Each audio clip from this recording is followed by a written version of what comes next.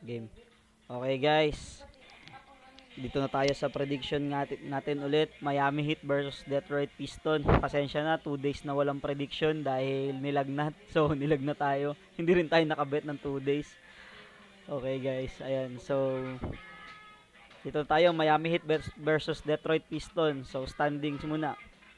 Miami Heat, 13-10. Piston, 10-16. So, ayan, mas lamang pa yung talo kaysa panalo ng Piston. So, 13-10. So, sa standings, medyo nakakalamang ang Miami Heat. So, ayan, 13-10, 10-16. Pero ang ano nito, home court ng Piston to eh. So, spread Miami Heat -5, Piston +5, over under 219. Ayan.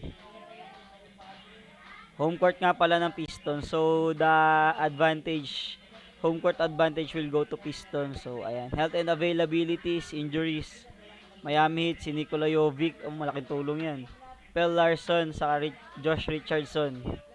So, sa Detroit naman, si Tobias Harris lang. So, mas healthy ngayon yung Detroit kaysa nung lumaban sila sa Boston.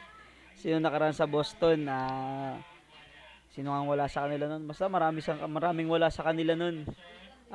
Sayang nanalo sila yung Piston nanalo sila laban sa New York, tapos tinalo din lang naman sila kagad ng Boston. Ano pa, blowout pa yung pagkatalo sa kanila ng Boston. So ayan, helpful facts against the spread. The Miami Heat, point per game 114.8, while Detroit's allowed per game 110. Miami Heat has a 11-4-1 record against the spread and a 12-4 record overall when allowing fewer than 111.8. The Miami Heat score an average of 114.8 points per game, 4.8 more point than the 110 the Detroit point allowed to opponents. When it score more than 110 point, Miami Heat is 3-6-1 against the spread and 3-7 overall. So, pag mas marami score ng Miami. So, parang mas maganda sa Miami, high scoring game, mas nakukuha nila yung spread.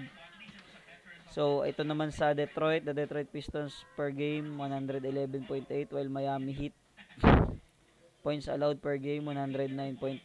So, the Detroit Pistons scores only 2 more point per game. Detroit Pistons 9-4 against the spread and 7-6 overall when scoring more than 9.8, 109.8 points. Detroit points record is 12-6-1 against the spread and 11-8 overall when it gives up fewer than 114.8. So, ayan yung konting details na kuha natin yan sa AI score. So, ayan. Ay, mali pala yung pick na wala pala dito yung ano. So, sorry, hindi ko na-edit to.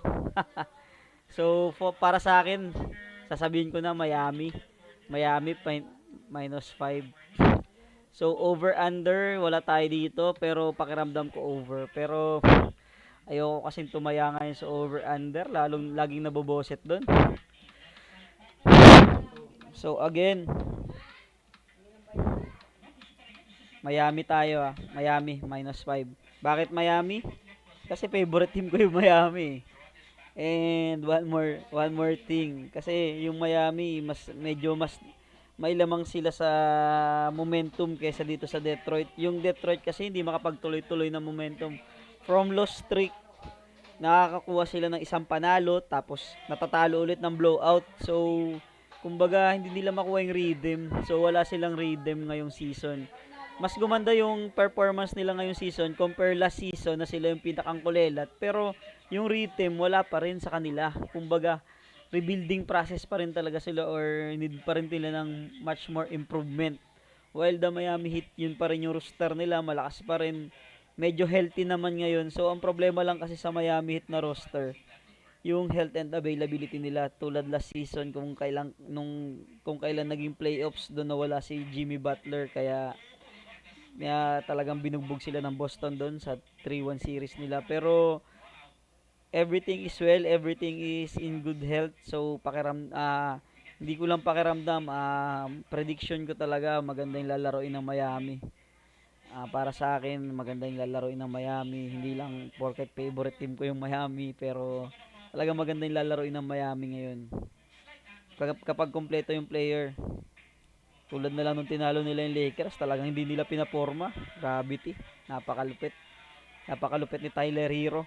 So pag kumpleto yung Miami, napakahirap talunin. Malakas na team talaga. So ayan, Miami -5 for me. Miami -5 dahil sa momentum, saka dahil sa inconsistency na rin ng Detroit Pistons. So yun siguro kaya Miami tayo ngayon. So Miami -5. So again, Miami versus Piston, Miami -5.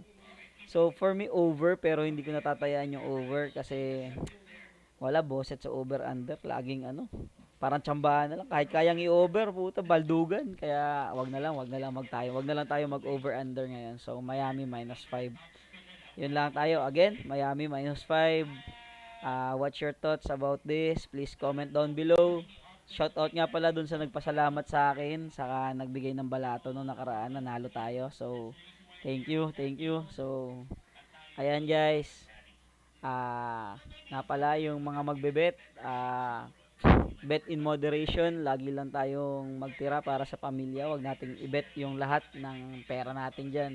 Lalo na magpapasko, ano lang, hinahinay lang, baka masilat, sakiyari tayo diyan, sakit ang ulo natin. So ayan. So that's all. Thank you.